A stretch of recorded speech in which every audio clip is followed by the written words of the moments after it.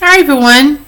Okay, so today is Sunday, and I hope everyone is having a good day.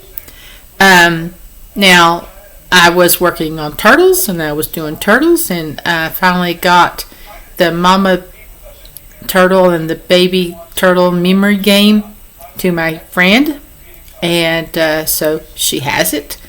And I've got two more baby turtles I made for someone else, and I will be making more baby turtles.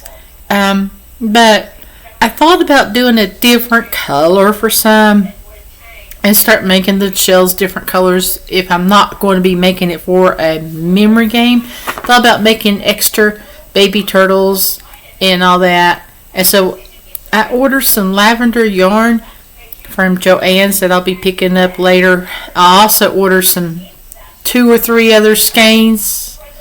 Maybe 3 other skeins, maybe 4. I don't know. I can't remember right now how many I ended up with. What I did is I put a whole bunch of yarn in my online shopping cart.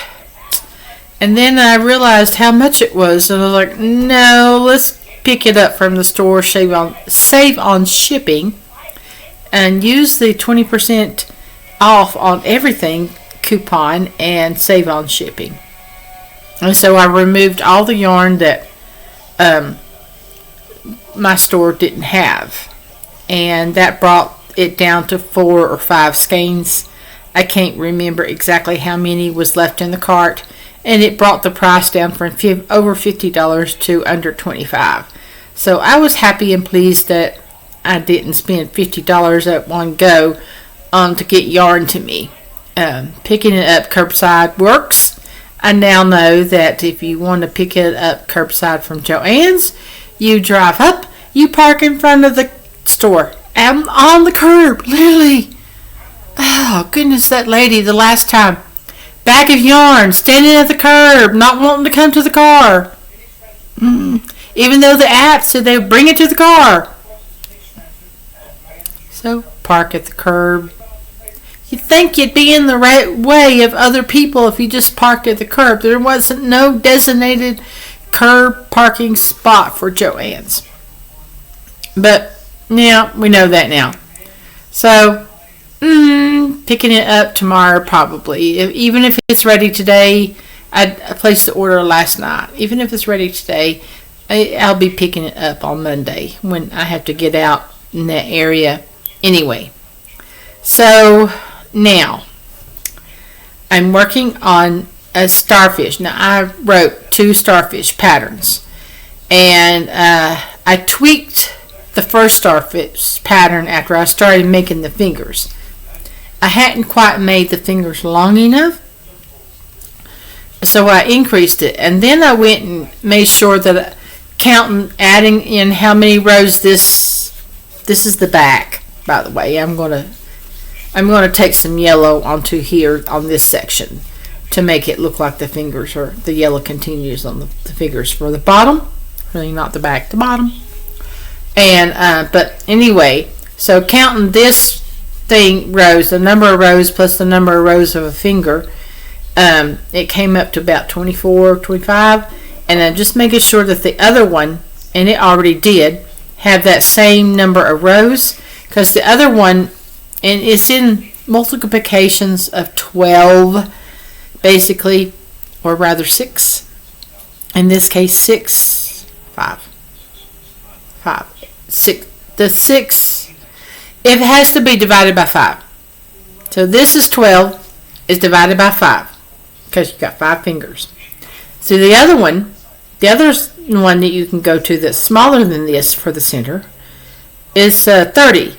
Because 30 is divisible by 5.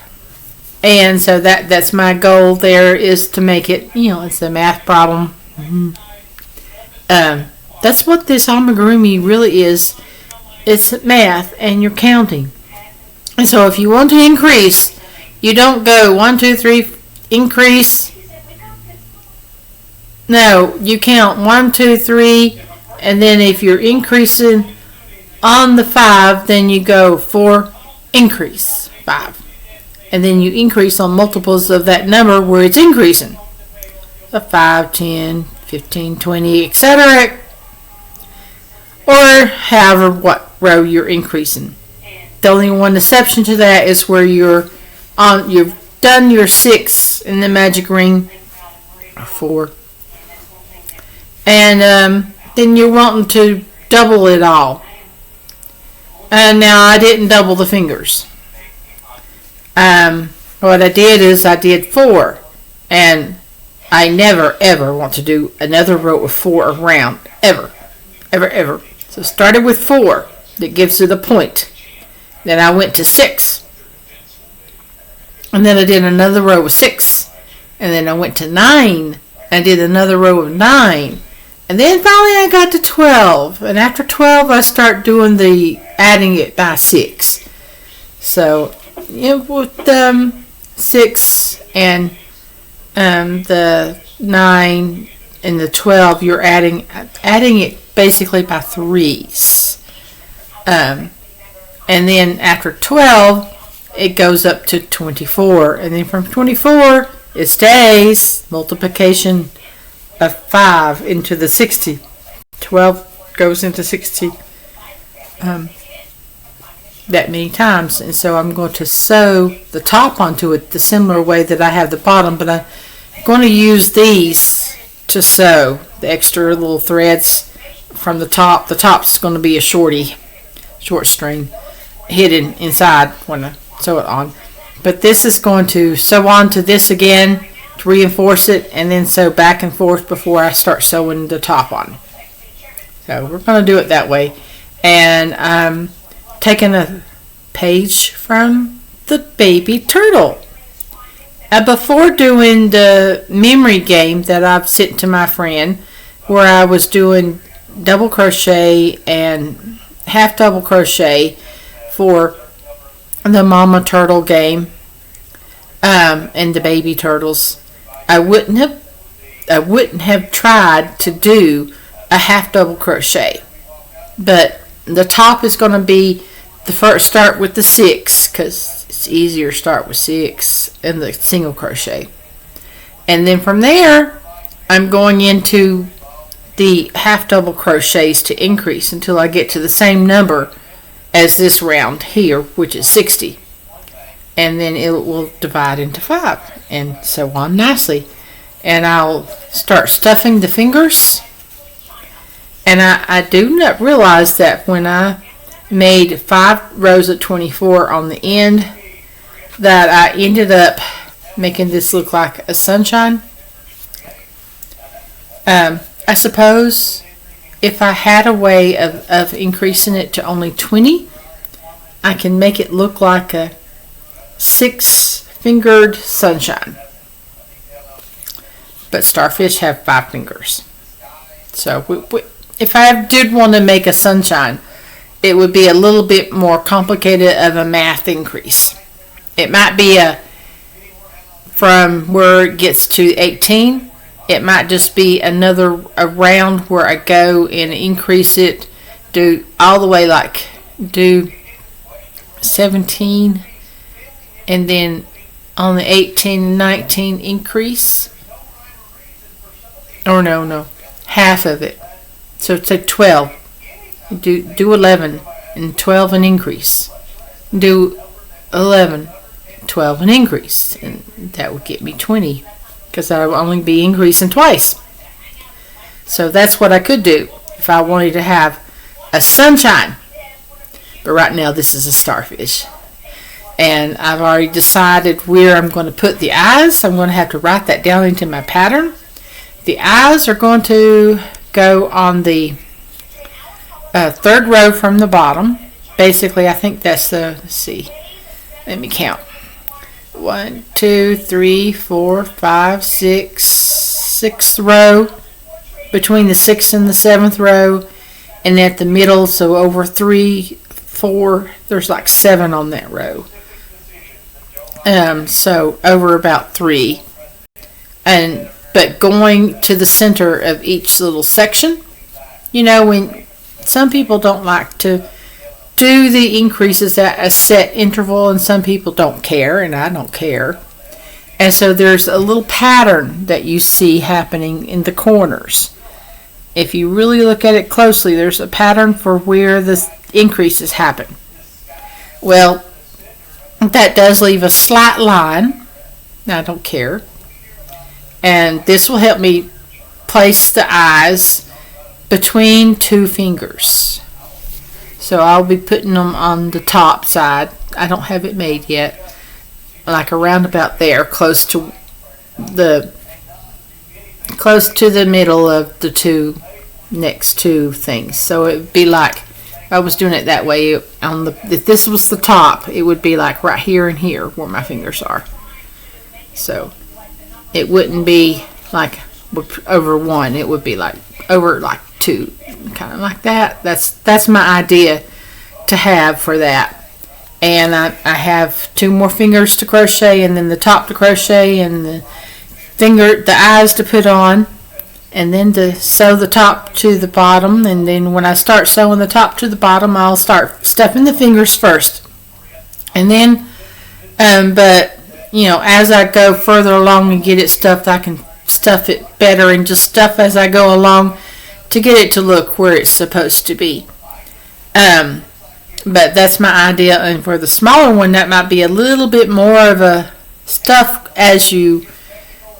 stuff before you even sew the fingers on a little bit, because the second one is like the long skinny starfish. You have different types of starfish.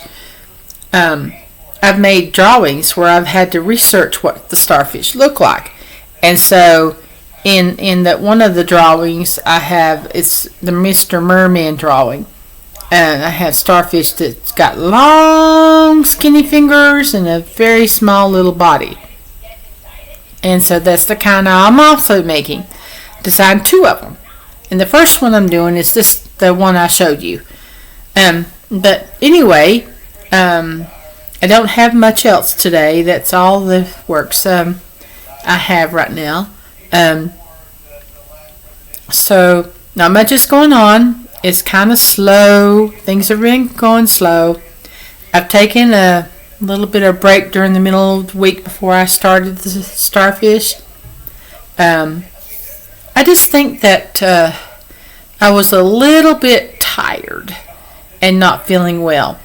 And usually Sundays are the day I start not feeling well because of my medicine I take. I take Ozempic, and I take my Ozempic shot on Mondays, and I've already taken it. So when I start having a headache, it's not as easy to crochet as much.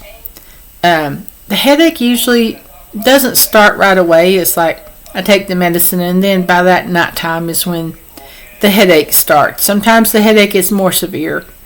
Sometimes if the headache is strong enough, migraine, then it will give me other symptoms like my migraines do.